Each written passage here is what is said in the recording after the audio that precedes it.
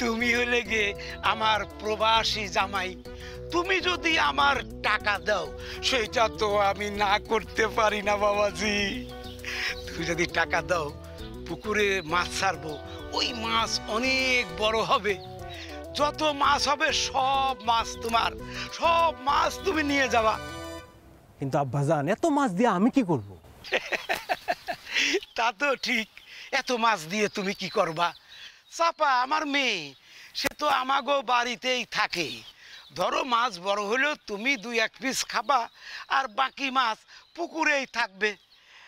আর আমার বড় শখ যে মাছের বড় একটা পেটি তোমার প্লেটেই দেব। ওয়ালটন ফ্রিজ কিনে অনেকের মতো আপনিও হয়ে যেতে পারেন মিলেনিয়াল। সেরা পণ্যের সেরা অফার।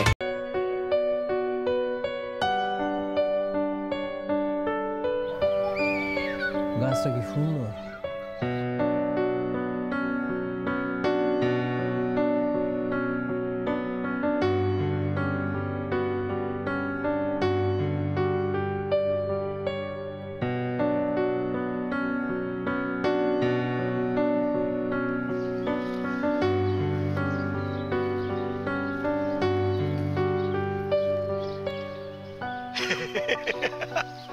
বাবাজি উপর দিকে তাকায়া কি দেখো? গাছের পাতা দেখি আব্বাজান। গাছের পাতা? ভালো ভালো, খুব ভালো। গাছের পাতা দেখা খুব ভালো।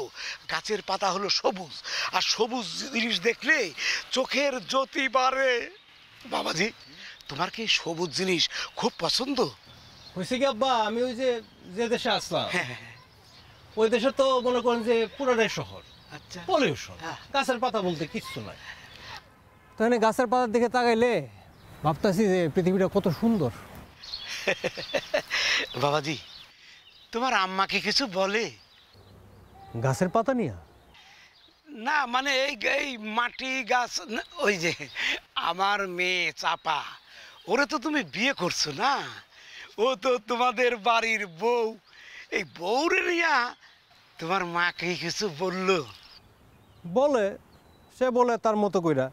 এটা আপনার শোনার দরকার নাই।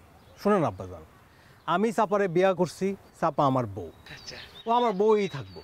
আচ্ছা, ওই চাপা বলছিল যে পুষ্করে নাকি মাছ ছাড়বো। জি, পুকুরের মাছ অতি সুস্বাদু মাছ। আমাদের পুকুরের মাছ কেনার জন্যে অনেক দূর থেকে মানুষজন আসে। তাই ভাবছিলাম বাবাজি পুকুরে কিছু পোনা ছাড়তে পারলে অনেক বড় বড় মাছ হতো। তুমি বিদেশ যাওয়ার আগে তোমারে অনেক বড় মাছ খাওয়ানোর আমার খুব ইচ্ছা। কিন্তু আব্বাজান, চাপা না আমার কাছে টাকা নিল, বিদেশ থেকে আমি টাকা পাঠাইলাম মাছ ছাড়ানোর লেগা, ও মাছ ছাড়ে নাই, তাহলে টাকা দিয়ে কি করছে? টাকা নিছে আমার মাইয়া? জি। ও মনে পড়ছে। আসলে হয়েছে কি বাবা, বয়স হয়েছে তো মনে থাকে না। তাছাড়াও অপরিষ্কার পানিতে পুকুরের মাছের পুষ্টি হয় না, আর পরিষ্কার পানিতে মাছের স্বাদেরও হেরফের হয়। তাই ওই টাকা দিয়ে পুকুর পরিষ্কার করছি। তাইলে আব্বা ওই মাছ ছাড়ার জন্য আবার টাকা দেওয়া লাগবে নাকি? তুমি হলে গে আমার প্রবাসী জামাই। তুমি যদি আমার টাকা দাও সেটা তো আমি না করতে পারি না বাবাজি। তুমি যদি টাকা দাও পুকুরে মাছ ছাড়বো, ওই মাছ অনেক বড় হবে। যত মাছ হবে সব মাছ তোমার, সব মাছ তুমি নিয়ে যাবা। কিন্তু আব্বাজান এত মাছ দিয়ে আমি কি করব?